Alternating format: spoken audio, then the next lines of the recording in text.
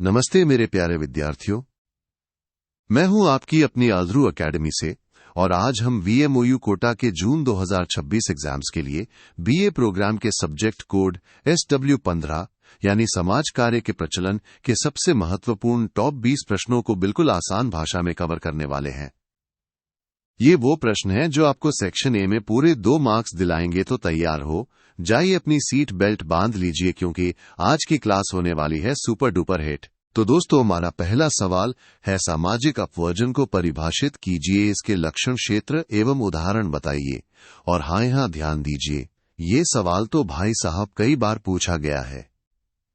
दिसंबर 2022, 2020, 2018 और जून 2023, 2022, 2018, 2019 में भी आया है। मतलब है तो सुपर डुपर इंपॉर्टेंट है, इसको तो रट ही लेना है।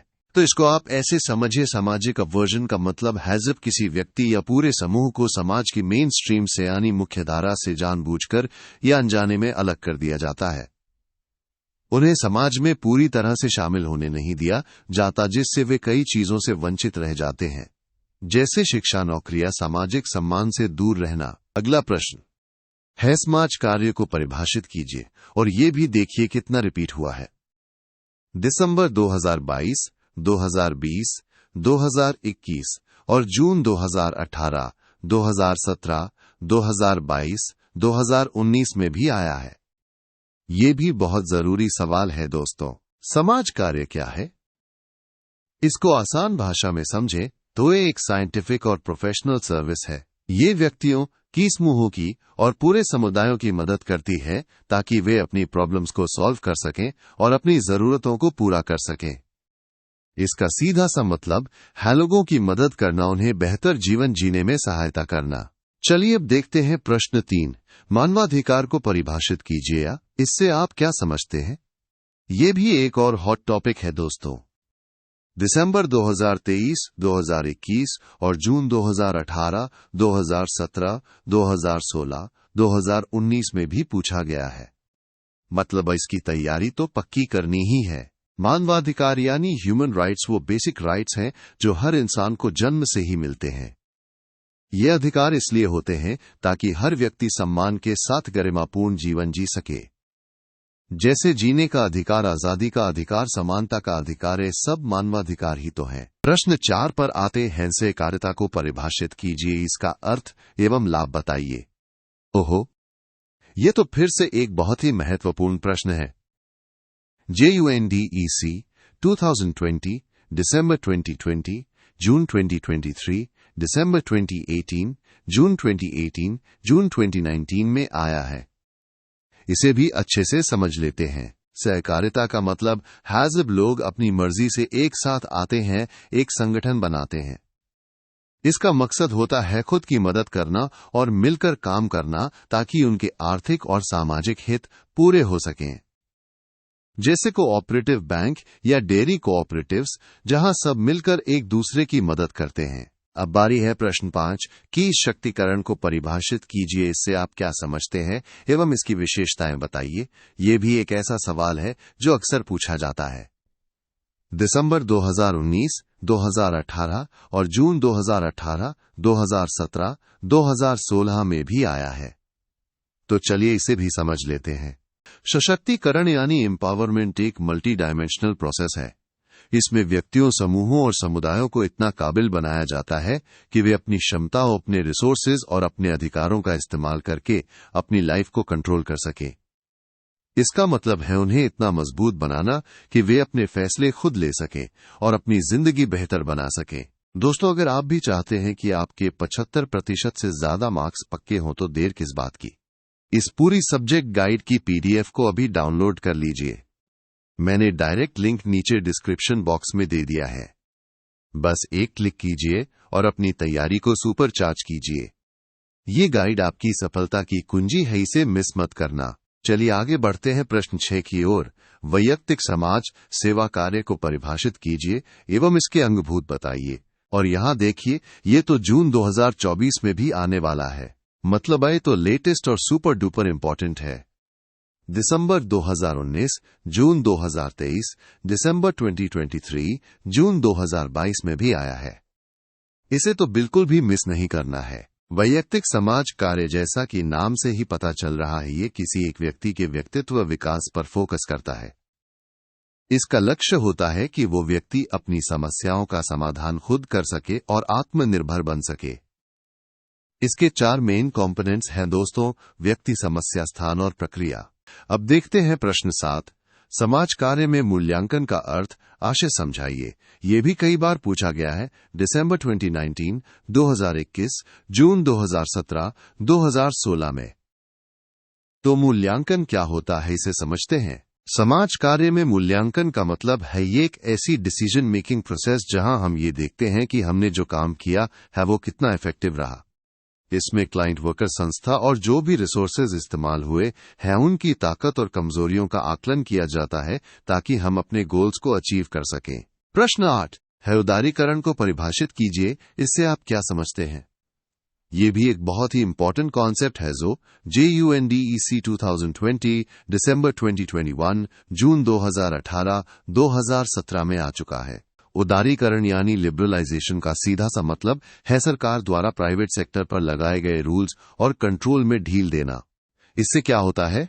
इससे प्राइवेट सेक्टर को इन्वेस्टमेंट, प्रोडक्शन और सेल में ज्यादा आजादी मिलती है और वे ज्यादा इंडिपेंडेंटली काम कर पाते हैं।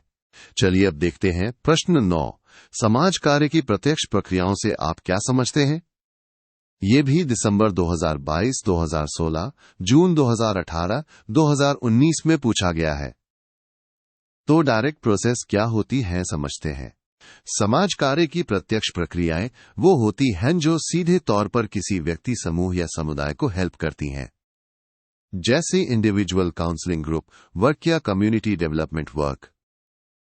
इसमें सोशल वर्कर सीधे क्लाइंट के साथ इंटरैक्ट करता है। प्रश्न 10 है, निजीकरण को परिभाषित कीजिए। ये भी दिसंबर 2022, 2021, 2017, जून 2016 में आया है। ये भी एक बहुत ही कॉमन और इम्पॉर्टेंट कॉन्सेप्ट है। निजीकरण यानी प्राइवेटाइजेशन का मतलब है जब सरकार अपने पब्लिक सेक्टर के एंटरप्राइजेस और सर्विसेज को प्राइवेट सेक्टर को बेच देती है या उनके मैनेजमेंट को प्राइवेट हाथों में दे देती है। इससे प्राइवेट पार्टिसिपेशन बढ़ता है। अब आते हैं प्रश्न 11 पर। समाज कार्य की नवीन शाखाओं का उल्लेख, व्याख्या कीजिए। ये भी जून 2024 में आने वाला है दोस्तों। मतलब ये भी सुपर डुपर इंपॉर्टेंट है। दिसंबर 2023, जून 2017, 2016 में भी आ चुका है। समाज कार्य की नई शाखाओं में आजकल के जो करंट इश्यूज हैं वो शामिल हैं, जैसे human rights, environment protection, gender equality, domestic violence और करप्शन जैसे मुद्दों पर भी सोशल वर्क किया जा रहा है। प्रश्न 12 है, भारत समसामयिक समाज की किन्हीं 2 पारिवारिक समस्याओं को सूचीबद्ध कीजिए। ये भी दिसंबर 2016, 2018, 2017 में पूछा गया है। तो आज के समाज में परिवारों की क्या समस्याएं हैं, देखते हैं। आज के भारतीय समाज में परिवारों की कई समस्याएं हैं। इनमें से कुछ प्रमुख हैं, जैसे तलाक, घरेलू हिंसा, दहेज प्रथा और जनरेशन गैप के कारण होने वाले झगड़े। ये सब परिवार के अंदर की बड़ी समस्याएं हैं। अगला प्रश्न है, साक्ष्य आधारित अभ्यास को परिभाषित कीजिए। इससे आप क्या समझते हैं? ये भी दिसंबर 2019, 2018, जून 2018 में आया है। ये एक मॉडर्न कॉन्सेप्ट है, इसे ध्यान से समझिएगा। साक्ष्य आधारित अभ्यास यानी एविडेंस बेस्ड प्रैक्टिस का मतलब है जब हम किसी क्लाइंट की प्रॉब्लम सॉल्व करने के लिए साइंटिफिक रिसर्च और अपने क्लिनिकल एक्सपीरियंस दोनों को मिलाकर सबसे इफेक्टिव तरीकों का इस्तेमाल करते हैं। इससे हमें बेहतर रिजल्ट्स मिलते हैं। प्रश्न 14 पर आते हैं, उपचारात्मक, सुधारात्मक समाज कार्य को परिभाषित कीजिए।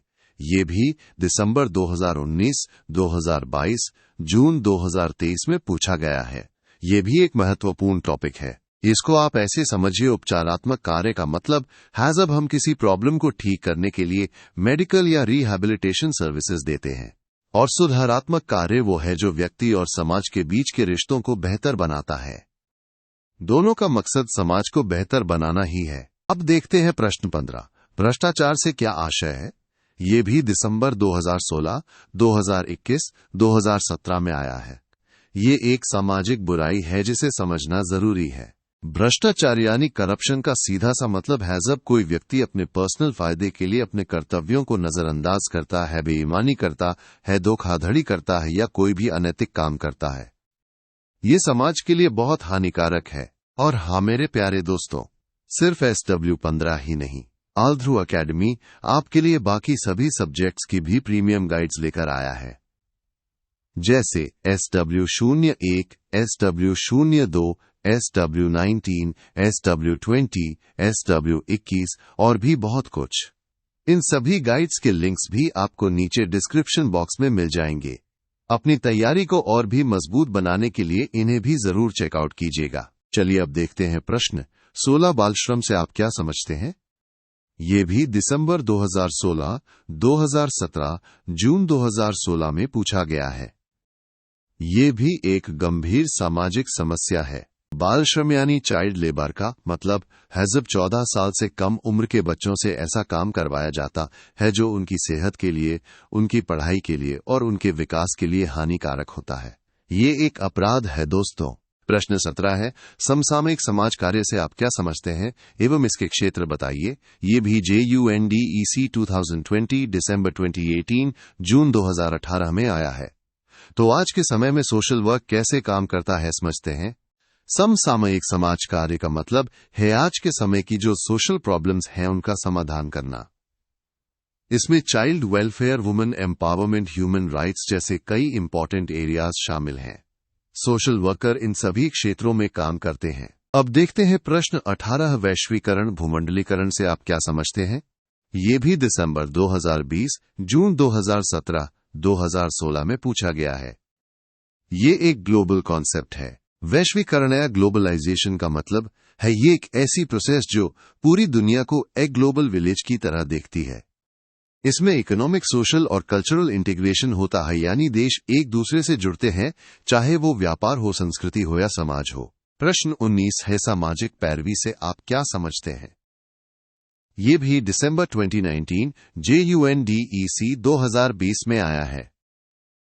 ये भी एक बहुत ही जरूरी कॉन्सेप्ट है। सामाजिक पैरवी यानी सोशल एडवोकेसी का मतलब है जो लोग वंचित हैं, जो हाशिए पर हैं, उनके मुद्दों को सामने लाना और उनके अधिकारों के लिए लड़ना ताकि उन्हें न्याय मिल सके। ये एक तरह से उनकी आवाज बनना है।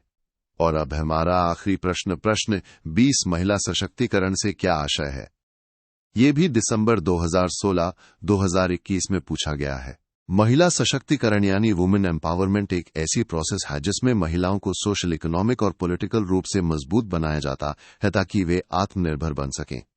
इसका मतलब है उन्हें हर क्षेत्र में बराबर के मौके देना और उन्हें अपनी जिंदगी के फैसले खुद लेने की आजादी देना। तो मेरे प्यारे दोस्तों और विद्यार्थियों, आज हमने SW15 के टॉप 20 सबसे महत्वपूर्ण प्रश्नों को कवर कर लिया है। मुझे पूरी उम्मीद है कि ये वीडियो आपके लिए बहुत हेल्पफुल रहा होगा। अगर आपको ये वीडियो पसंद आया है तो इसे लाइक करना बिल्कुल मत भूलना, अपने दोस्तों के साथ शेयर करो और हाँ, ALDHRU एकेडमी को सब्सक्राइब जरूर कर लेना ताकि ऐसे ही और शानदार वीडियोस आपको मिलते रहें। डिस्क्रिप्शन बॉक्स में दिए गए लिंक्स को भी चेक करना मत भूलना। याद रखिए, मेहनत का फल सफलता है। Best of luck for your exams. मिलते हैं अगले वीडियो में, तब तक पढ़ते रहिए और आगे बढ़ते रहिए।